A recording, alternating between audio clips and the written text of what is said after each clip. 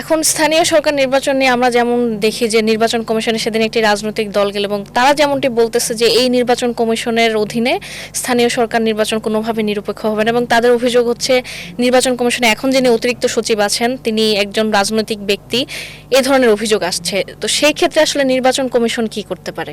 না, আমি যেটা বললাম যে একজন অতিরিক্ত সচিবই কিন্তু সব সিদ্ধান্ত নিতে পারে না। আলটিমেট সিদ্ধান্তটা নেয় কে? কমিশন।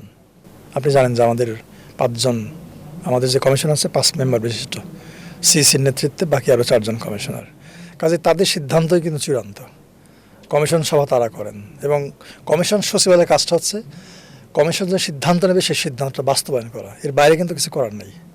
আনঅফিসিয়ালি যদি কোনো কিছু করে থাকে, যদি কমিশন জানে, বুঝতে পারে, জানতে পারে, তাহলে নিঃসন্দেহে তারা হয়তো অ্যাকশন নেবে। আর নিয়োগটা আমি যতটুকু শুনেছি কমিশন দেয় নেই, হয়তো অন্য দিক থেকে আসছে। বাট এই কাজটা কোথায় না করলে ভালো হতো আর কি, আমার কাছে মনে হয়। হ্যাঁ, কারণ যেহেতু ইলেকশন কমিশন একটা স্বাধীন সংস্থা, তাদের চাওয়াটা কি ওইটাকে গুরুত্ব দিয়েই কাজটা করা উচিত, করা ভালো।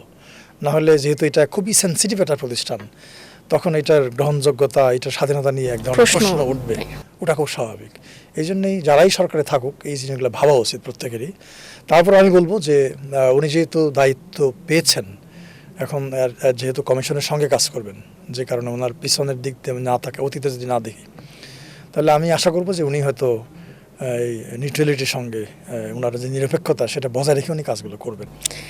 বিভিন্ন রাজনৈতিক দলগুলো এমনও বলছে এখন সরকারের পক্ষ থেকে যে প্রশাসক নিয়োগ দেওয়া হয়েছে তারা যদি স্থানীয় সরকার নির্বাচনের সময় থাকে সেই ক্ষেত্রে নির্বাচন নিরপেক্ষ হবে না বা তাদের একটা প্রভাব থাকবে, এরকম কি হওয়ার সম্ভাবনা আছে? না, তাও তো পদত্যাগ করতে হবে তাদেরকে।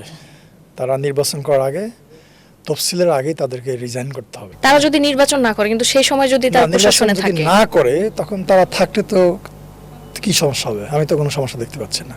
ধরেন যে মিস্টার এক্স কোন একটা সিটি কর্পোরেশনের প্রশাসক, উনি যদি ইলেকশন না করে, তাহলে উনি যদি স্বাভাবিকভাবে, অর্থাৎ ওই সিটি কর্পোরেশনের প্রশাসক হিসাবে যদি স্বাভাবিক কার্যক্রম পরিচালনা করতে থাকেন, হ্যাঁ, এবং উনি যদি কোনো রকম, আমাদের যে আচরণ বিধিমালা আছে, আপনার আচরণ বিধিমালা কিন্তু বলা আছে যে খসড়াটা যেটা করেছে এখনও চূড়ান্ত হয় নাই, আপনি যদি পড়ে দেখেন, যেমন ধরেন যে অন্যান্য স্থানীয় প্রশাসন নির্বাচন, এখানে সিটি কর্পোরেশনের মেয়র কিংবা তার যে সমমর্যাদা অর্থাৎ প্রশাসক, তারা কেউ ক্যাম্পেইন করতে পারবে না।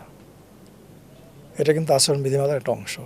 আপনি ধরেন যে মিস্টার এক্স কোনো একটা জায়গায় প্রশাসক, সেখানে হয়তো মিস্টার ওয়াই ইলেকশন করতেছে, এক্স কিন্তু ওয়াইয়ের পক্ষে কোনো প্রচারণা করতে পারবে না, এবং এটা ইলেকশন কমিশন মনিটরিং করবে, এটা দেখবে। কাজেই আমার কাছে মনে হয় এটা কোনো সমস্যা